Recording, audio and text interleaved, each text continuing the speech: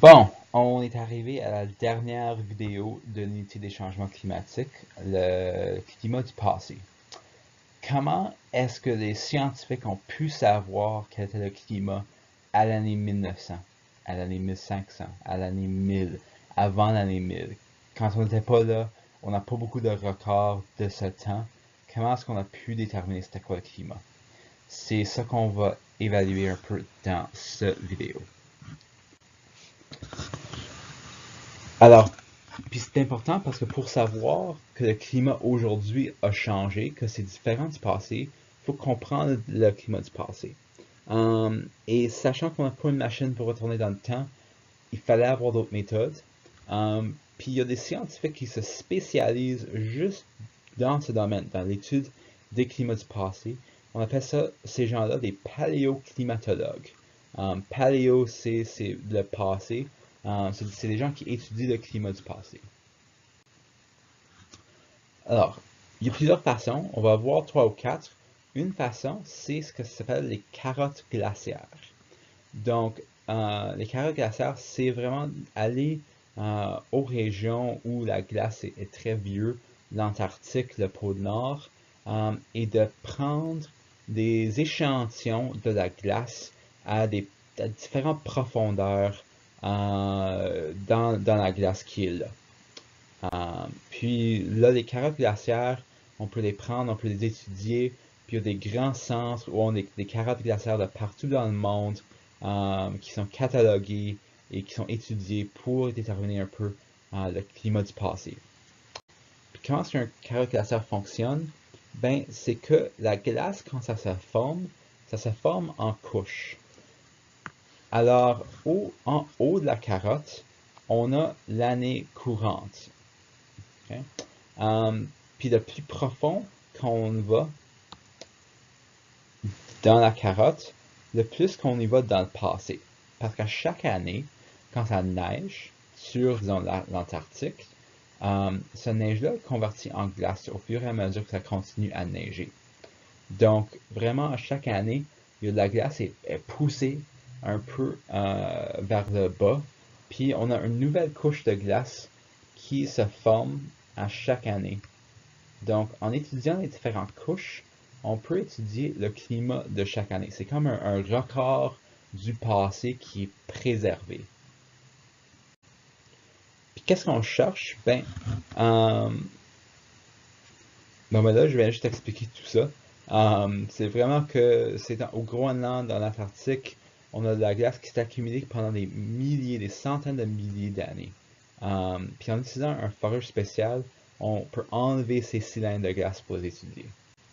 Donc là, qu'est-ce qu'on cherche? Ben, on cherche plusieurs choses. Un, en regardant aux particules, puis à la matière qui est gelée dans la glace, on peut étudier par exemple la poussière, le cendre, le pollen qui est là depuis des milliers, des centaines de milliers d'années. On peut étudier les caractéristiques physiques, alors la façon dont la glace s'est formée va nous donner de l'information sur, par exemple, la température à l'époque. Dans certains carottes glaciaires, on va trouver des bulles d'air qui sont emprisonnées. On a réellement, en fait, des échantillons d'air qui viennent du passé. Puis en analysant l'air qui est pris dans la glace, on peut analyser les gaz à effet de serre qui existaient dans le passé dans ces régions.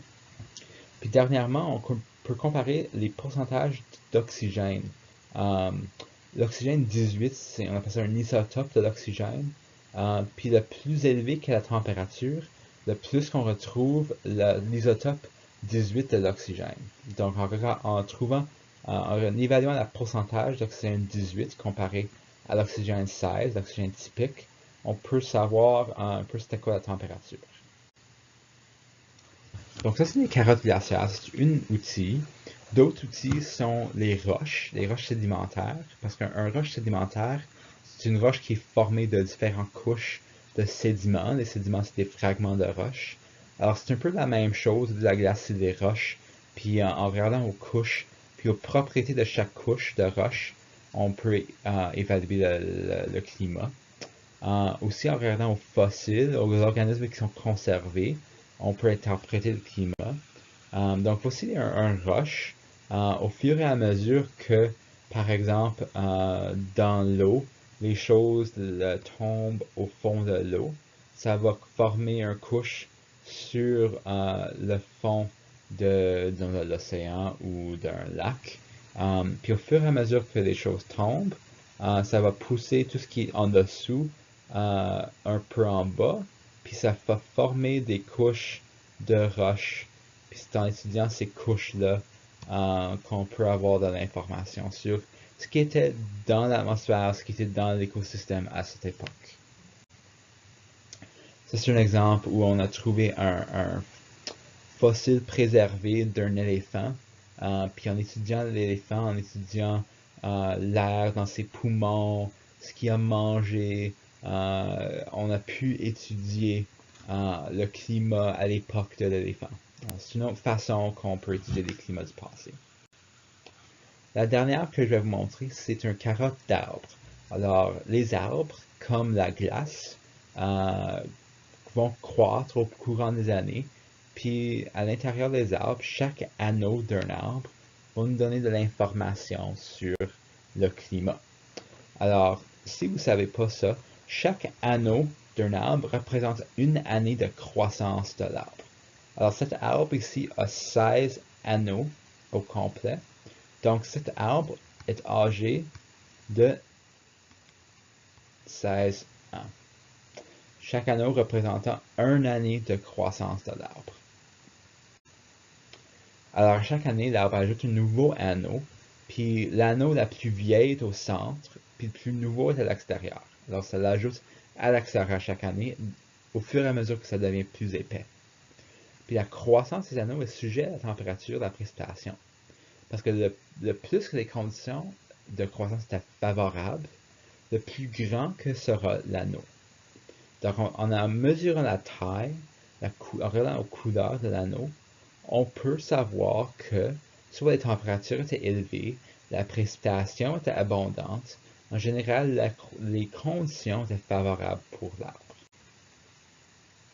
Donc, vous voyez qu'il y a différentes couches. Il y a des couches noires, des couches moins foncées. Puis c'est chaque combinaison d'une couche moins foncée et foncée forme un an. Donc, au printemps, au début de l'été, la longueur des jours augmente, puis il y a plus d'eau disponible. Donc, l'arbre pousse plus rapidement, formant l'anneau léger. Puis on appelle ça le bois de printemps. C'est le bois de début, puis c'est l'anneau, la partie léger qui n'est pas foncée de l'anneau. Là, au fur et à mesure que la longueur du journée raccourcit, puis que l'hiver apporte des conditions plus sèches, les arbres vont continuer à croître, mais pas autant. Puis les arbres vont former des anneaux qui sont plus denses, qui sont plus sombres, et on appelle ça le bois tardif. Donc c'est la région ici qui est plus foncée, c'est le bois tardif. Puis quand on prend le bois de printemps et le bois de tardif et on met ensemble, ça représente une année de croissance d'octobre jusqu'à, disons, septembre de l'année suivante. Puis cette année-là, on l'appelle une année hydrologique pour les arbres.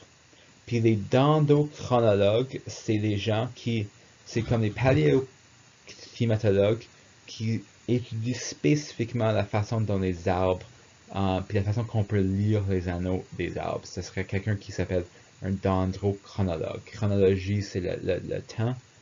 Dendro, ça représente les arbres. Alors, un dendrochronologue, c'est quelqu'un qui lit le temps des arbres.